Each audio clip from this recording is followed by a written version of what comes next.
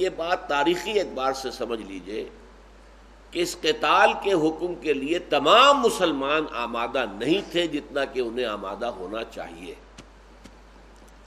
جہاں تک تو مہاجرین کا تعلق تھا، وہ تو سخت ترین آزمائشوں میں سے ہو کر گزر کر آئے تھے، ویسے بھی گھر بار چھوڑ کر آ گئے تھے، ان کے لیے کوئی انہیبیشن نہیں تھی، کوئی رکاوٹ نہیں تھی، لہذا سمعنا واطعنا، لہذا ان کے لیے۔ لیکن جو ابھی لوگ مدینے میں ایمان لائے تھے، ظاہر بات ہے کہ مدینے کے لوگوں کو ویسی سختیاں دیکھنی ہی نہیں پڑی جس طریقے سے کہ مہاجرین نے سختیاں دیکھی 12 برس تک مکے میں۔ یہاں تو دونوں قبیلے بڑے تھے اور دونوں کے سربراوردہ لوگ ایمان لے آئے، اب پرسیکیوشن کیسے ہوگی؟ کوئی پرسیکیوشن نہیں، کوئی تشدد نہیں، کوئی ایذا نہیں۔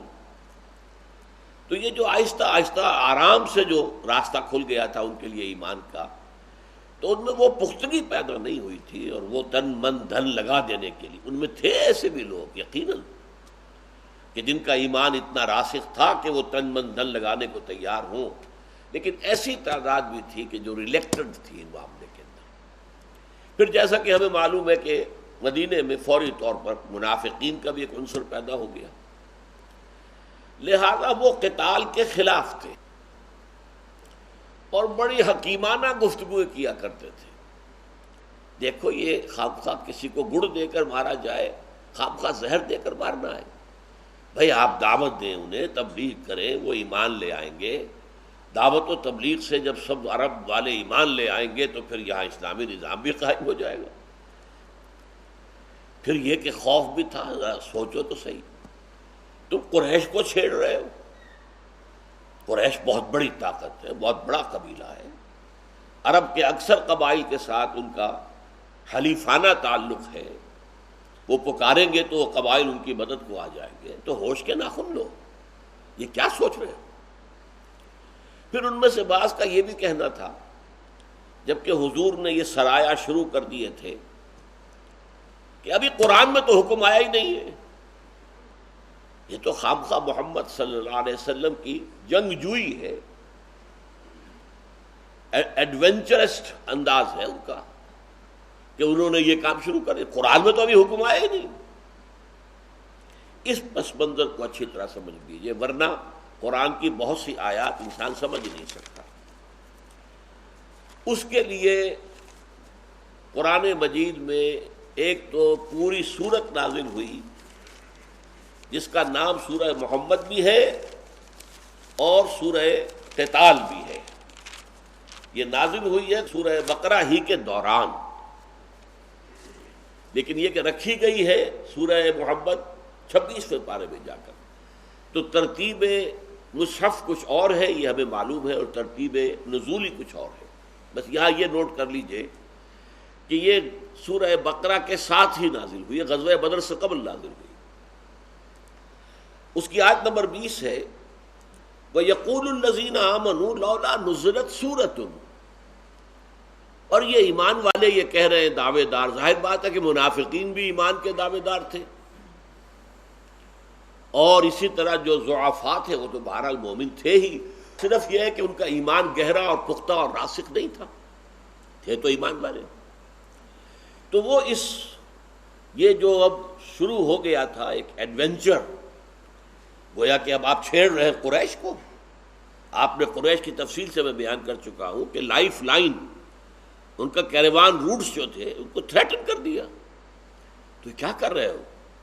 ابھی تک اس کی آیت تو کوئی اتری نہیں ہے۔ وَيَقُولُ الَّذِينَ آمَنُوا لَوْلَا نُزِّلَتْ سُورَةٌ، وہ کہتے ہیں سورت کیوں نازل نہیں ہوئی؟ ابھی قرآن میں تو کوئی آیت نہیں اتری، قرآن میں کوئی سورت نازل نہیں ہوئی کہ جو قتال کو فرض کرتی ہو یا قتال کی اجازت دیتی ہو۔ یہ پہلے ہی سے خود بخود گویا کہ یہ محمد صلی اللہ علیہ وسلم کا اپنا فیصلہ ہے، یہ اللہ کی طرف سے حکم نہیں آیا۔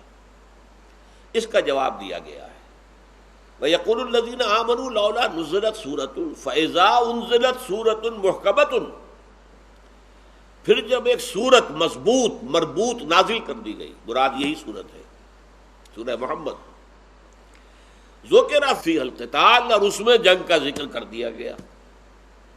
رأیت الذین فی قلوبہم مرض، تو تم دیکھتے ہو ان لوگوں کو جن کے دلوں میں روگ ہے۔ یہ لفظ ہمیشہ استعمال ہوتا ہے قرآن مجید میں ایک ایسی کیفیت کو جس میں ضعف ایمان جو ہے وہ نفاق کے قریب تک پہنچ رہا ہو۔ میں نے بارہا آپ کو بتایا ہے کہ ایک مومن صادق ہے، ایک ضعیف الایمان مومن ہے، اس میں نفاق نہیں ہے، ابھی ضعیف ہے، اور ایک پھر آگے نفاق ہے۔ لیکن ایک ان کے درمیان جو نو مینز لینڈ کہہ سکتے ہیں، ایک عالم برزخ ہے کہ ابھی وہ نفاق کے درجے میں تو نہیں پہنچے، لیکن ضعف ایمان ان کا اب نفاق کے قریب تک پہنچ رہا ہے۔ یہ بیماری ان کی جو ہے اب اس حد تک جا رہی ہے کہ ان کے اندر نفاق پیدا ہو جائے۔ اس کے لیے آتا فی قلوبہم مرض۔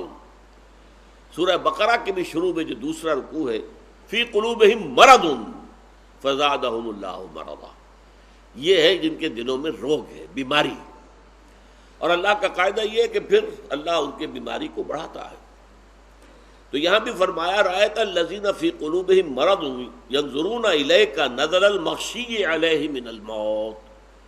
تو اے نبی آپ دیکھیں گے کہ وہ لوگ، وہ جن کے دلوں میں روگ ہے، جن کے دلوں میں بیماری ہے، جب یہ حکم آ گیا اور ان کی وہ حجت ختم ہو گئی کہ ابھی تک قرآن میں تو حکم آیا ہی نہیں، یہ خواب کا جو ہے سلسلہ جو ہے چھیڑ چھاڑ کا شروع کر دیا قریش کے ساتھ، دلیل ختم۔ تو اب وہ ہے نبی آپ کی طرف ایسی نگاہوں سے دیکھتے ہیں جیسے کہ اس شخص کی نگاہ ہوتی ہے جس پر موت کے وقت جو ہے وہ نگاہ پتھرائی ہوئی ہوتی ہے، مغشی علیہ من الموت۔ جب موت کی غشی سی طاری ہوتی ہے تو آنکھیں جو ہیں وہ پتھرا جاتی ہیں۔ تو وہ کیفیت ان کی ہو گئی ہے اس خوف کی وجہ سے کہ جان پیاری ہے، دنیا پیاری ہے، مال اولاد پیارے ہیں، اپنے گھر اپنی بلڈنگیں پیاری ہیں، اپنے باغات پیارے ہیں۔ اب ان سب کا رزق لے کر میدان جنگ میں نکل آنا، یہ تو ایسی ہے جیسے موت کی طرف، کأنہم یساقون الی الموت، دوسری مقام پر آیا ہے کہ ایسی کیفیت ان کی ہے جیسے کہ انہیں موت کی طرف دھکا دے دے کر موت کی طرف لے جایا جا رہا ہو۔ تو ایک تو یہ ہے کہ فَأَوْلَىٰ لَهُمْ، تو ہلاکت اور بربادی ہے ایسے لوگوں کے لیے۔